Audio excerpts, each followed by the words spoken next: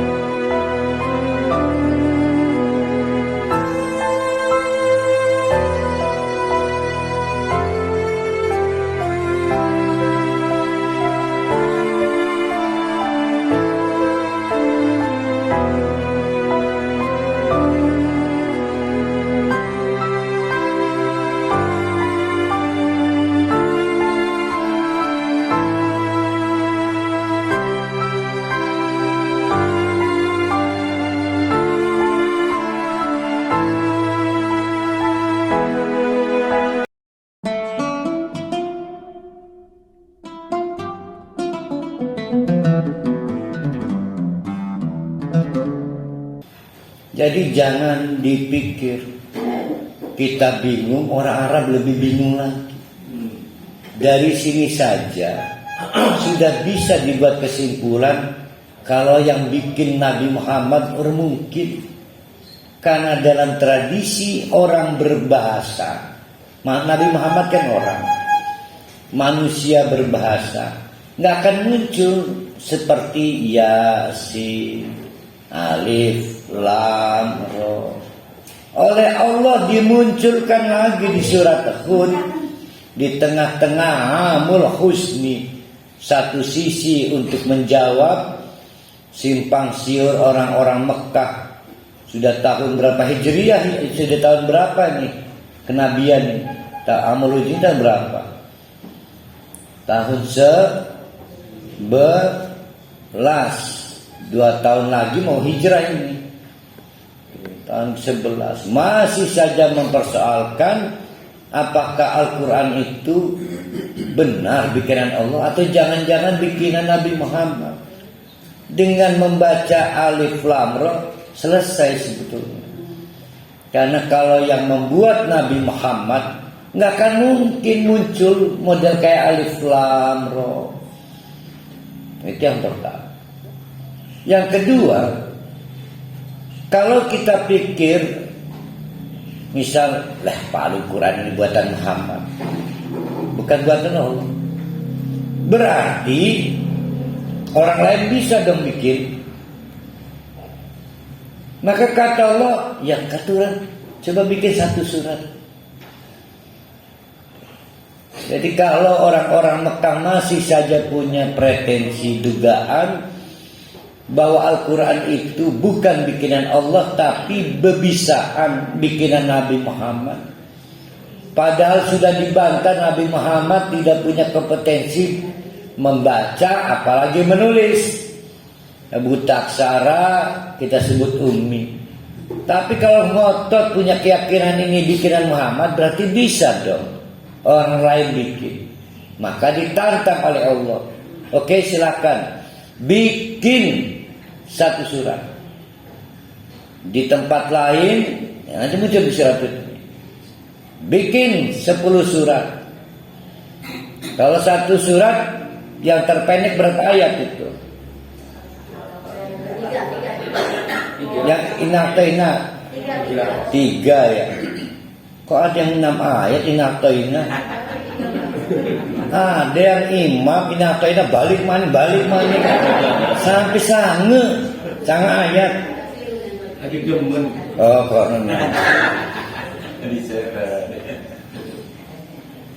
berarti kalau ditantang oleh Allah, oke, kamu merasa punya anggapan Al-Quran bikinan Nabi Muhammad, berarti orang lain bisa bikin juga. Oke, kata Allah bikin satu surat, kamu ambil yang paling pendek apa? Inatoina 3 ayat. Tapi di surat Hud ini bukan 3 ayat, bukan satu surat, bikin 10 ayat. Tapi ternyata tidak mampu. Nah, tantangan itu sampai hari ini belum dicabut. Sampai hari ini. Jadi silahkan para wali juga bikin kalau masih belum percaya. Nah, itu alif lam. Bagi kita orang mukmin, tentu kita tidak puas kalau kita tidak tahu arti alif lam ra. Nah, oleh karena itu buat daftar cita-cita. Ya Allah, saya pengen ketemu Allah, harus jadi ahli surga. Pengen apa? Pengen nanyain arti alif lam ra. Itu kan. Jadi bagi yang masih penasaran apa arti alif lam ra sebetulnya, maka perkuat amal supaya masuk surga. Nanti ketemu Allah, tolong tanyakan alif lam ra itu artinya apa, ya sin artinya apa, kaf ha ya ain sad artinya apa. Jadi saya ulangi, alif lam ra dan yang lain-lain itu tidak bisa dibaca sebagai suatu kata, tapi hanya bisa dibaca sebagai suatu huruf. Maka bunyinya bukan bunyi kata, tapi bunyi huruf dan huruf-huruf berikutnya. Allah akhirnya menegaskan, kitabun uhkimat ayatuhu summa fussilat min ladun hakimin khabir. Oh, ini padat ini. Satu potongan ayat tapi padat. Al-Quran itu, wahai orang-orang Mekah Quraisy, adalah kitabun, suatu kitab yang uhkimat. Uhkimat berasal dari kata bisa hukmun, bisa hikmatun. Bisa hukmun, bisa hikmatun. Kalau berasal dari kata hukmun, artinya yang menghalangi. Maka ada hukum haram, haramnya daging anjing, maka orang menjadi terhalangi makan daging anjing. Ada perempuan yang masih haram untuk dinikahi, maka perempuan itu terhalang menjadi istri kita. Nah, itu namanya hukum. Maka kata Allah, kitabun uhkimat. Al-Quran adalah kitab uhkimat yang menghalangi siapapun yang menjadi pembacanya, menjadi sahabatnya, dari hal-hal yang menghilangkan derajat kemanusiaannya. Sudah dapat dipastikan orang tidak pakai Al-Quran hilang kemanusiaannya. Kalau orang itu pengen terjaga derajat kemanusiaannya, harus baca Al-Quran. Karena hukimat itu ya. Jadi kalau dari kata hukum, malah artinya bukan isinya peraturan. Tapi kalau berasal dari kata yang kedua, hikmatun. Hikmah adalah kesesuaian antara ilmu dengan amal. Kesesuaian antara konsep dengan aksi.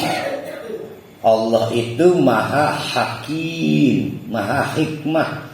Tidak ada tindakan Allah yang tidak ada ilmunya. Ya, tidak ngawur Allah. Semua ada ilmunya. Sampai yang kita tidak senang karena longsor, gempa, itu ada ilmunya. Jadi maka tindakan Allah disebut hikmat. Orang manusia kalau tindakannya tidak ada ilmunya, ngawur. Tapi kalau tindakannya sesuai dengan ilmunya, maka kita nyebutnya bijak orang itu. Nah, Pak Haji Rusdini, orang yang bijak. Pertama, ilmunya mumpuni. Yang kedua, umurnya banyak.